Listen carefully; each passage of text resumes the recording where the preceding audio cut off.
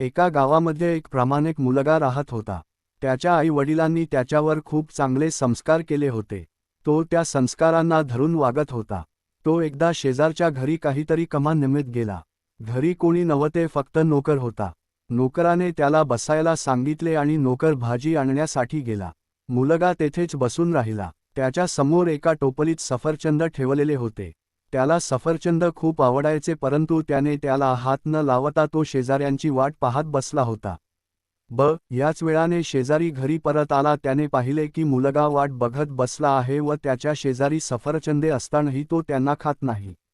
त्या मुलालाही सफरचंद आवडत हे त्यांना माहीत होते, तरी त्याने त्यांना हात लावला नाही.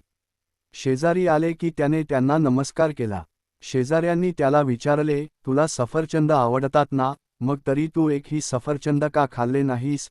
मुलगा म्हणाला, इथेच कोणीच नव्हते. मी 1-2 सफरचंदे जरी खाले असती तरी कुणालाच काही कळले नसते. मला कोणीच पाहत नव्हते, पण मी स्वतःला पाहत होतो. म्हणून मी खाल्ले नाही. मी स्वतःला फसवू शकत नाही. शेजाऱ्याला त्याचे बोलणे ऐकून आनंद झाला. तो म्हणाला, आपला आत्मा आपण काय करतो ते पाहत असतो. आपण आपल्या आत्म्याला कधीच फसवू शकत नाही. याला फसवू, पण आपण आल्याला खोटे बोलायचे फार